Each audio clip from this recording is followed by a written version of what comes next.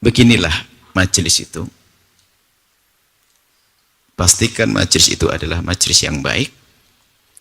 Kalau kita keluar itu merasakan bahwasanya aku harus berubah.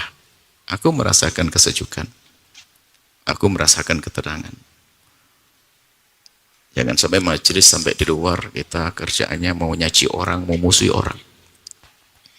Itu perlunya bersihkan hati. Kami senang dengan majelis-majelis seperti ini ya. Yang diurus adalah bagaimana kita menata hati kita. Tadi dari yang disebut Imam Ghazali ditambah lagi.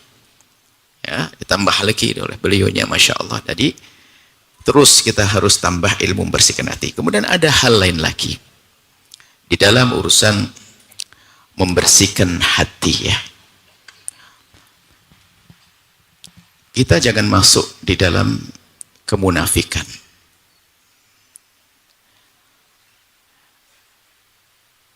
Kalau itu perlu ketulusan. Tadi sampaikan oleh beliau dari hati iman, ibadah, berakhlak baik itu kita sadari itu ibadah.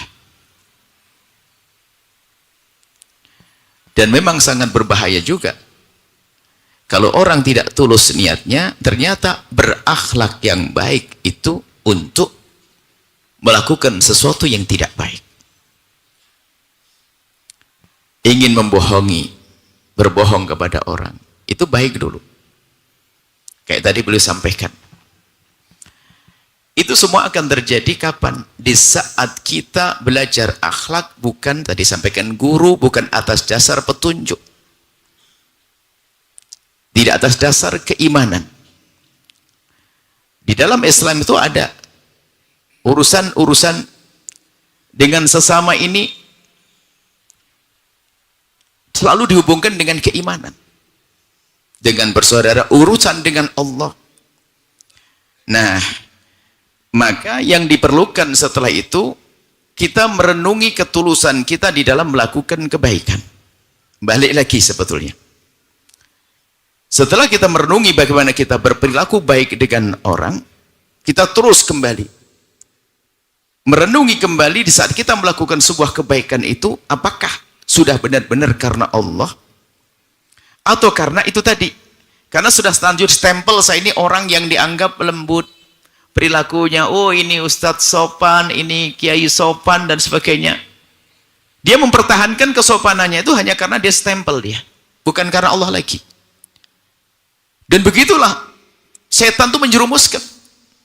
La'aqaudanna lahum siratakal mustaqim. Setan itu akan nongkrongin jalan yang benar.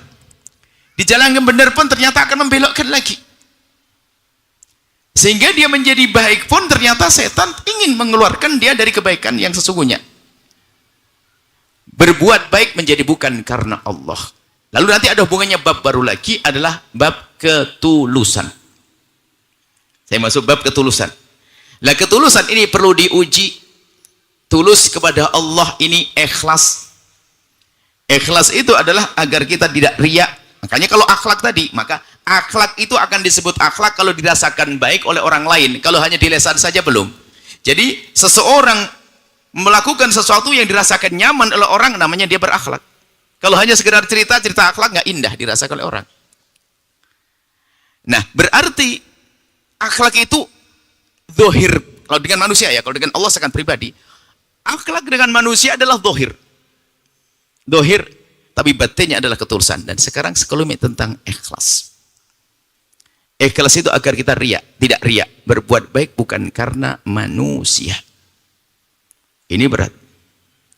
Kalau dalam Islam karena Allah tadi. Kalau di luar Islam yang artinya berbuat baik hanya karena ingin diperlakukan baik tadi. Jangan nyubit kalau tidak ingin dicubit. Nah, ketulusan ini perlu dibangun perlahan. Ada ilmu baru. Orang berbuat baik banyak, berakhlak mulia, ternyata rendah di hadapan Allah. Karena bukan karena Allah. Kenapa? Dia hanya pengen dilihat oleh manusia. Orang Masya Allah mengabdi kepada ibunya. Luar biasa ini anak. Ibunya sakit, dimandikan, dicuci. Masya, semuanya dibersihkan segala macam. Luar biasa. Semua orang mengatakan ini anak hebat banget. Masya Allah luar biasa. Membantu ibunya, membersihkan kotoran ibunya dan seterusnya. Luar biasa. Orang terkagum-kagum. Tak tahunya apa? ujung-ujungnya agar sertifikat toko ganti atas nama dia. Cuma ada enggak? Rupanya dia berbuat baik adalah bukan karena Allah. Ini yang bahaya. Sehingga nanti ada pembahasan lagi bab qalbu lagi, ikhlas. Sebab tadi sudah kita masuk, sudah Masya Allah ngerti semuanya, dan kita diajarkan di sini dengan akhlak mulia. Tinggal kita klik karena Allah. Nah, riya itu halus, yang memangkas kesombongan, yang menghilangkan nilai keikhlasan, namanya riya. Itu halus sekali. Dan begitu halusnya sampai baginda menyebutkan akhfa min dabibi namlatis sauda ala sokratis somma filalati dhalma. Gambarannya yang namanya riya, penghancur ketulusan, kebaikan yang banyak tadi tiba-tiba nggak ada nilainya di hadapan Allah karena adanya riya. Yang riya itu halus, lebih lembut dari langkah kaki semut hitam yang berjalan di atas batu hitam di dalam kegelapan malam. Ngulangnya bisa? Seperti yang tadi. Subhanallah, riya itu halus. Makanya, nah, ini sudah kita level lagi. Level beramal. Level rendah nggak beramal baik. Kita kan sudah beramal tadi. Kita berusaha baik, kita masuk level tinggi lagi. Ikhlas. Beramal. Dan riya itu halus. Riya itu bisa saja, Masya Allah, tidak hari ini, nanti, minggu depan. Sampai gambarannya begini loh, ada seorang ngerti bahwasanya sedekah yang paling bagus adalah sedekah sembunyi. Sedekah sir ya. Hadis sedekah siri, sedekah sembunyi, hati-hati loh ya. Itu hadis itu ternyata oleh setan dijadikan hadis idolanya orang pelit. Orang pelit itu paling senang dengan hadis sedekah siri. Setiap diajak sedekah, ayo sedekah kan harus orang tahu kan, pasti gitu ya kan? Makanya kalau ada orang suka bawa hadis sedekah siri, biasanya orang pelit. Hati-hati, setan menjerumuskan begitu. Baik. Nah, ini ada ceritanya orang baru hadir pengajian tentang sedekah sembunyi. Rumahnya loteng tinggi atas begitu. Di samping rumahnya ada orang fakir, cuma dari atas kelihatan gentengnya rusak. Karena gentengnya rusak dan sebagainya, akhirnya ibu haji yang kaya di atas itu turun ke bawah. Ingin bersedekah bantu. Bu, gentengmu pada rusak kan, bocor nanti. Iya sudah bocor. Saya bantu uang 2 juta. Tapi tolong jangan ceritakan ke siapapun. Ya. Seneng dikasih bantuan, tapi tidak usah cerita dok syaratnya. Baik-baik bu, ya diterima. Setahun, 2 tahun, 3 tahun, Masya Allah. Selesai, gentengnya juga masih bagus. Dari atas kelihatan bagus gentengnya. Suatu ketika setelah 10 tahun barangkali begitu, ibu orang kaya ini kan punya bunga di atas. Tingkat kedua itu kan atas. Di atas itu kan ada. Dari genteng deket sih, dari genteng tetangga. Ada pot, ada beli di Australia, beli di Singapura. Pot aja beli luar negeri nih, karena orang kaya. Ada ayam jago nengkreng di situ. Kaget si ibu ini. Ayam nengkreng di pot. Kalau sampai ayam yang lompat, potnya pecah ini. Rupanya sang ayam ini kaget juga ngelihat ibu haji itu serem begitu. Histeris. Langsung ayam jagonya yang lompat, potnya pecah. Teriak, dasar jago, ayam jago siapa kurang ngajar nih. Wah, rame. Rupanya ayam itu pulang ke tuannya. Ibu sebelah rumah tadi itu. Dia lagi sakit gigi dibegituin. Memang kenapa sih, ada apa sih kok rame di atas? Ya rame dia ini kok jago kurang ajar mecahin pot. Di atas langsung apa yang di bawah nyambut. Halah cuman pot aja. Orang kampung taunya pot 3.000 kan? Namanya pot aja kok rame banget. Rame banget ini, saya beli di Australia, beli di Singapura. Walah bu gitu aja, sombongnya gini nih. Mulai ibu haji yang pernah ngasih duit itu ingat. Kamu berani sama saya ya? Apakah kamu tidak ingat 10 tahun yang lalu? 10 tahun yang lalu. Rupanya riaknya keluar setelah 10, bukan bahasanya ada menyebut-nyebut kebaikannya, menghancurkan kebaikannya setelah 10 tahun yang lalu. Makanya hati-hati, jaga ikhlas itu penting. Dan kadang-kadang mohon maaf ngerti, kalau berbuat baik jangan dikasih tahu sama orang. Ngasih tahu kan gak enak, ya kan? Kalau saya ngasih tahu kan, ini rupanya saya kasih tahu orang, riak dong. Tak taunya apa? Di kantor tuh berlima dia kantor nih. Ini orang disebut dia dermawan, dia suka puasa, sebuah kebaikan. Cuman dia tuh nggak ada yang nyebut kebaikan dia. Padahal dia jago bangun malam, jago tahajudan, jago ini, Masya Allah. Ahli tahajud. Cuman ibu-ibu ini nggak ada yang nyebut-nyebut. Seminggu di situ, tetap saja disanjung 4 orang ini dengan kelebihannya. Dia belum ada yang nyanjung. Pas minggu ketiga kayaknya langsung dia begini. Bu Haji kayaknya capek banget, ngantuk ya? Iya, semalam tahajud saya agak terlalu awal. Sudah masuk sudah. Ada halus, makanya riya itu halus. Kadang tidak kita sadari. Seperti lebih lembut dari langkah kaki semut hitam. Maka dari itu, yang namanya riya itu jangan sampai kita nuduh ke sana. Kita tidak boleh nuduh orang lain riya. Bolehnya ke sini. Kalau ikhlas jangan riya. Ada orang ngomong gini, saya itu ikhlas loh ya, padahal ikhlas nggak udah diomongin deh. Kalau ikhlas nggak udah diomongin, kalau diomongin kan diketahui sama orang, ikhlas saja disebut-sebut. Biarpun orang berkata ikhlas sah, tapi kalau mengatakan dirinya ikhlas lalu dipamerkan ke orang, menjadi tidak ikhlas lagi. Tapi kalau ikhlas tunjuk ke orang, riya ke sini. Jangan mengatakan orang dasar kau riya. Makanya yang namanya riya itu halus, karena halus jangan sok tahu, itu ada dalam hati kita. Hati orang nggak boleh. Maka Anda pun tidak boleh mengatakan orang, oh dasar riya. Kalau ada orang sedekah di depan orang, ada orang sholat depan orang, ada orang, jangan dikatakan itu riya misalnya. Kita menuduh orang lain riya itu adalah bahaya hati. Kita belajar ilmu hati. Menuduh orang sombong. Orang sombong itu belum tentu loh dia sombong jangan begini. Memang gayanya begitu dari lahir. Cuman kita kalau berbuat baik tolong hati-hati. Sebisa mungkin sholat kita sembunyikan. Sebisa mungkin sedekah kita sembunyikan. Jangan sampai dipamerkan sama orang. Sekarang ada misalnya apa? Ada orang mau sedekah di masjid gini. Cuman berbisik kepada panitia. Ya, namanya orang kan macam-macam ya. Ada Bu Haji mau sedekah. Bu Haji siapa? Bu Haji II itu. Kalau ada mohon maaf namanya saya nggak saya lanjutkan. II nggak Iis. Ada Bu Hajah deh. Ke panitia sedekah. Cuman syarat sedekahnya Bu. Syarat sedekahnya apa? Tolong saya sedekah.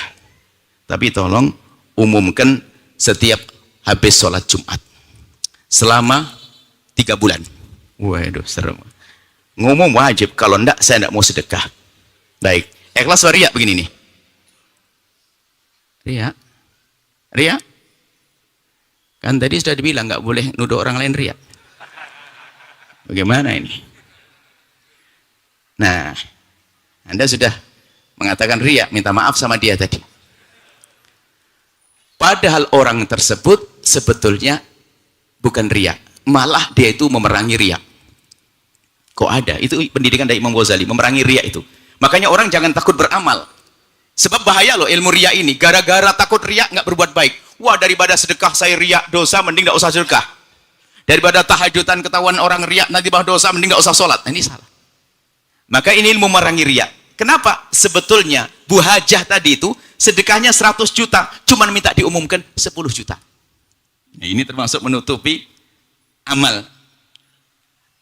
Sedekahnya 100 juta, ngomongnya minta 10 juta, dahsyat itu.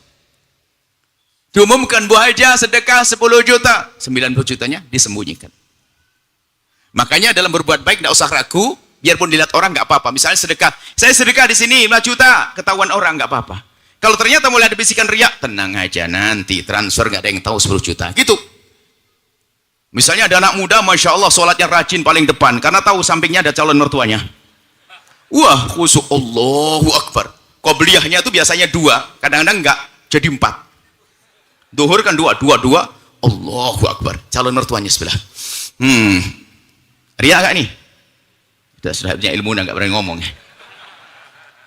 Bisa saja dia enggak riya, pokoknya begini. Nanti waktu di kamar sembunyi, sholatnya lebih panjang lagi dari saat dia melakukan di depan orang. Artinya sederhana.